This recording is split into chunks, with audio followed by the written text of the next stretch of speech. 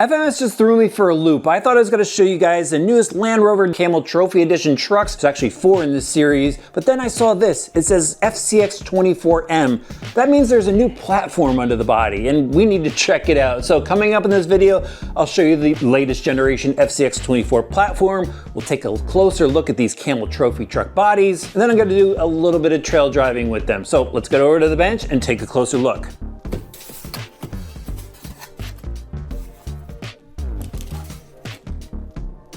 These licensed Land Rovers look awesome out of the box, really well detailed. They're 124 scale and ready to run. Actually, the only thing you do need to provide is 4 AA batteries for the radio system, but they include the battery, the charger, a box wrench, the spare tire that you have to install yourself, and depending on which one you get, there's some additional accessories like ramps that you would have to throw on the rig yourself. As I indicated, there's actually 4 in the series. There's the Range Rover, the Discovery, the Defender 110, and the Defender 90. I decided to get the Discovery and the Defender 110, and let's actually start off by looking at the 110. Just need to pull this protective film off the windshield. Very satisfying, and check this out. Really cool representation of the Land Rover Defender 110. Love the boxy design of the body. Actually reminds me of the RC 4-wheel drive D110. I used to drive an awful lot. Now I just have it on a smaller scale, I guess. This one actually has the recognizable sand yellow color to it. The body is molded in that color, hard body again, and it has the Camel Trophy decals on it, the licensed Land Rover decals. Defender on the hood. Love the large roof rack and just all the details throughout. The louvers on the hood, door handles, mirrors, and then it's got a full interior on the inside. Not too much detailing in there. Looks like it's all black, so if you want to take that apart and paint it yourself, you could go ahead and do that. Check out the grille. Love the round lights, and let's peek underneath. Do they have LEDs in there? Yep, I see some wires. So we've got these small round lights in the back. As you can see, I haven't thrown the spare tire on yet. That comes separate for shipping. Love the ladder on the back. It's a widow ladder, and they even have the trailer hook, like that the fender flares are black. Just detailed like you would expect it to be from FMS. I also really like the tires too, like these 6-star wheels on this one, and then the tread of the tire looks really good. Even feels like they got a foam insert on the inside, so that actually feels like a grippy tire. They say it's a large diameter tire on the box. I don't know, it kind of looks standard to me. What do you think?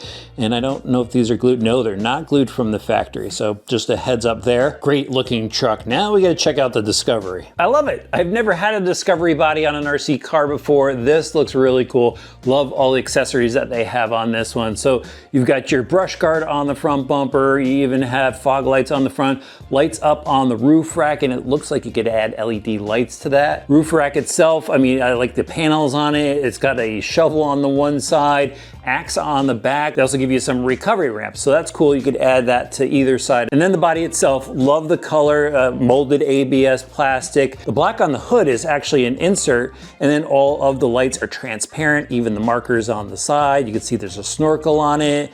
Like that they have the brush guards over the rear taillights. Their windows, full interior on this one too, and again, all the appropriate decals. I did notice on this one they changed up the wheel style and the tire. The tire's a bit smaller, but it still feels grippy. I'm gonna take the body off so we can take a closer look at this M chassis. So the body came off easily. That's because it's Velcroed in the front and hinged in the rear, and that's how you go and access the battery pack. The LED wire came right out nice and easily. It wasn't zip tied in a million places. And take a look at this, guys. We now have a metal chassis on the FCX24. The Portal version has a composite chassis. Definitely like this stamped chassis. It's got composite shock mounts. Looks like there's a little bit of adjustability. You could raise it one hole or lower it one hole from the factory position. The body mounts are right behind it. There's that Velcro. And then let's take a closer look at the layout. So you got a bumper mount up front with an opening, because right behind it is a servo on axle setup. Then you've got your electronic speed controller receiver combo. This is wearing the V4 tag on it, and it's still using all those micro plugs. We'll go right into the electronics actually while we're here. So it's got the PowerDash 050 long can motor for some torque. You can see they still have a 2-speed transmission here. That's the shift servo.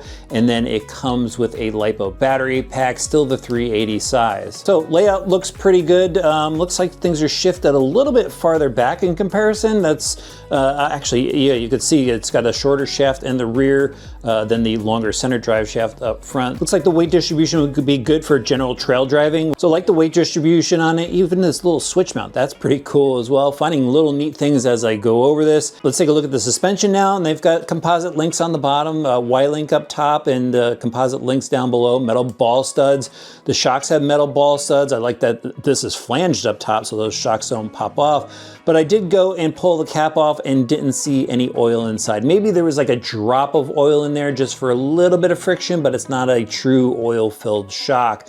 Nonetheless, the suspension feels pretty good, not really bouncy. I mean, some of the other trucks will bounce right up, but this has a little bit of friction to it. So now let's go to the drivetrain. Again, it's got the 2-speed transmission, and they're saying on the box, all metal gear driveline. The other cool thing about the transmission is it's got a anti-transmission, is what they call it on the box. But basically, it's got a counter-rotating gear assembly here, so the front drive shaft runs in reverse rotation, and they just flip the spool in the front axle, but it helps settle down the truck and make it more drivable. The only thing is it creates a little edge on the front of the transmission since the transmission hangs down below the skid plate, so this might catch on things. And then look at this, straight axles front and rear. So we're used to portals on the regular FCX24. They've now gone with a straight axle, which is more appropriate for the body styles that are on this. Metal gears on the inside. It looks like CV joints on the outside at the steering knuckles. You've got your single drag link up front for the steering.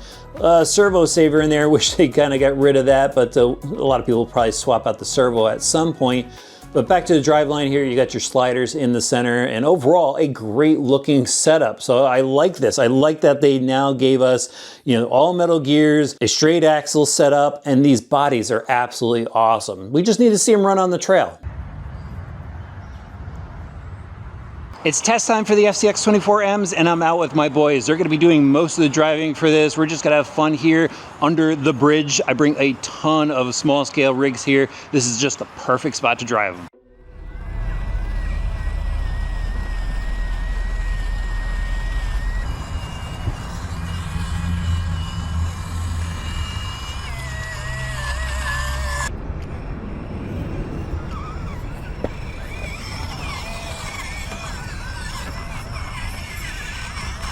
The sandy spot here is going to be perfect for testing that low range. See if these guys can get through. Nice. D110, no problem. The Discover is discovering the weeds. One of those guys was driving the wrong truck, so let's do a redo on this. Go for it, guys. There we go. The D110 still muscling through. That Discovery looks cool with the ramps, though.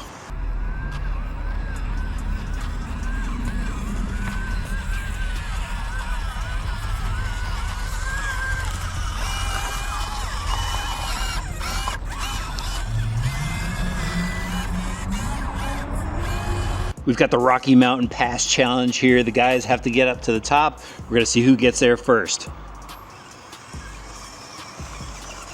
Oh, the Discovery's over. They're both over. We're reset, we're gonna do it again. Choosing their lines better this time. There we go. Oh, the Discovery is still over.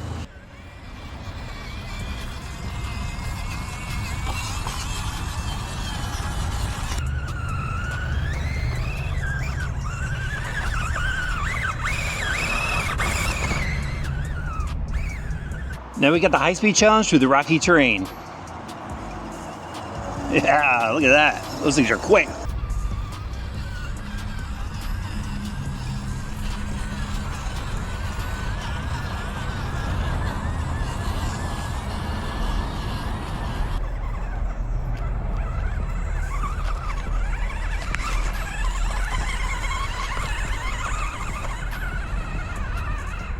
These guys wanted to redo the drag race, so we'll do it again. 3, 2, 1, go.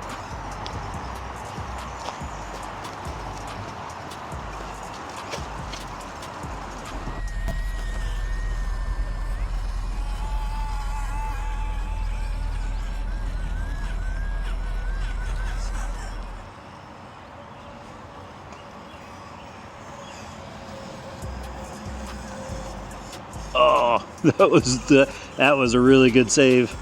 Nice. Can the D110 make it through? Oh, it's hung up. He's motoring out. He might need that high gear. You want to switch it to high gear? Nope. Motored through in low gear. Nice. These trucks look really good going through the sand. One thing I forgot to mention about them in the studio was you could actually put the larger 900 milliamp battery pack in them.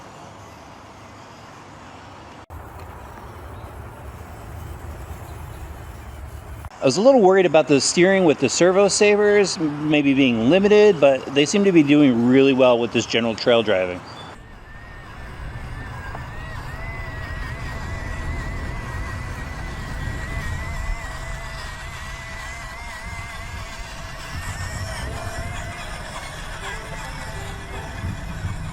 So guys, we've been having a blast with the new FCX24Ms. These things look absolutely awesome. In fact, both of them were like, these are the best FCX24s yet. I mean, they did a really good job on the bodies, and the trucks drive really well too. I was a little worried about the shocks not having oil in them, but they don't seem too bouncy. The steering is working really well, and that straight axle, it doesn't have the same clearance as the portal axles do, but here in just this trail setting, it's perfect. And I mean, that's what these trucks are all about, just roughing it through trails. I think they'll be fun in the mud as well. Unfortunately, not having mud around here to drive them in, but these things look really cool. I'll have links for them in the video description below.